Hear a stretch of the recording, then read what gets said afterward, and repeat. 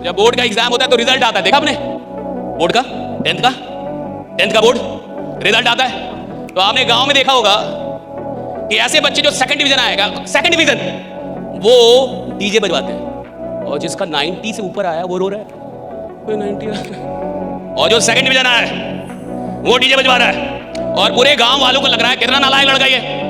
बताओ भला, second division पे डीजे कौन बजवाता है? और वो डीजे बजवा रहा है, नाच कर रहा है, और पैसा कम है, वरना ऑर्केस्ट्रा मंगवाता, चीयर लीडर्स बुलवाता, पैसा नहीं उसके बाद डीजे से संतोष कर रहा है वो। आपको लग रहा है कितना नालायक है? नालायक नहीं है साहब, क्योंकि जब उसने एग्जाम दिया था उसको पूरा पता था वो फेल हो जाएगा, सेकंड डिवीजन आ गया साहब। क्यों नहीं बजाएगा डीजे? ऐसा ही कुछ लीडर्स के साथ होता है। जब वो काम करने आते हैं उनको विश्वास ही नहीं होता कि वो 20, 30, 40, 50 हजार भी कमा पाए, और अचानक 1.5 लाख कमाने लगा। अब वो डीजे बजा रहा है। कई लोग चाहते हैं कि मेरी सारी प्रॉब्लम दूर कर दो भगवान, राइट? मेरी जिंदगी में कोई प्रॉब्लम ना हो, इसलिए लोग मंदिर जाते हैं, मस्जिद जाते हैं, पूजा करते हैं, मेडिटेशन करते हैं, यज्ञ करवाते हैं ताकि प्रॉब्लम ना रहे। याद रखिएगा, जिसकी जिंदगी प्रॉब्लम फ्री होना चाहती है उसको शमशान में जाना होगा। प्रॉब्लम फ्री लाइफ कभी नहीं होता साहब, और जिस जिंदगी में प्रॉब्लम ना हो वो जिंदगी रुक गई है साहब। अगर आप जीवन में कुछ कर रहे हैं तो आपको प्रॉब्लम मिलेंगे, लेकिन हाँ, कुछ ऐसे भी लोग होते हैं जिनके जीवन में कोई प्रॉब्लम नहीं है। मैं बता रहा हूं क्यों प्रॉब्लम नहीं है, क्योंकि तुम अपनी औकात के अंदर काम कर रहे हो। जिस इंसान को अपनी औकात के अंदर रह के काम करना है उसके जीवन में कोई प्रॉब्लम नहीं होता। जिस इंसान को अपनी औकात से बाहर निकलना है उसकी जिंदगी में प्रॉब्लम होता है, जिसको औकात से बाहर निकलना है।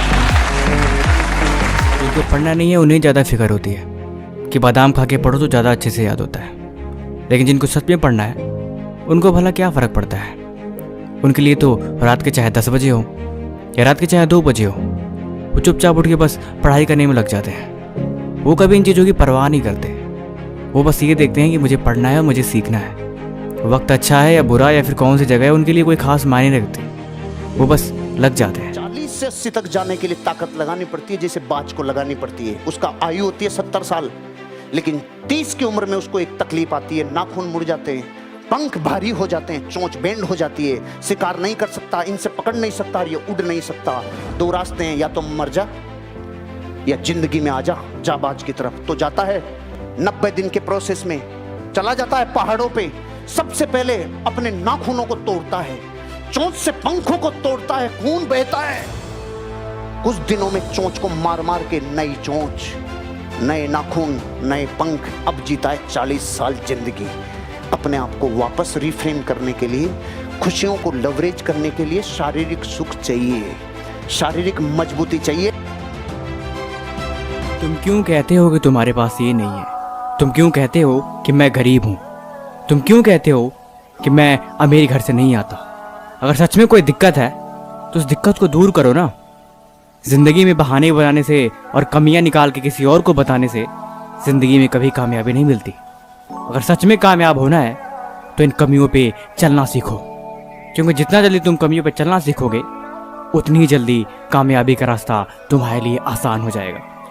और जब तुम चलोगे तभी तुम्हारी कमियां दूर हो जाएंगी। सवाल इसका नहीं है साहब कि 24 घंटे कम है या ज्यादा है। सवाल इसका है कि जितना टाइम आपके पास है उसका आप कितना इस्तेमाल कर रहे हैं।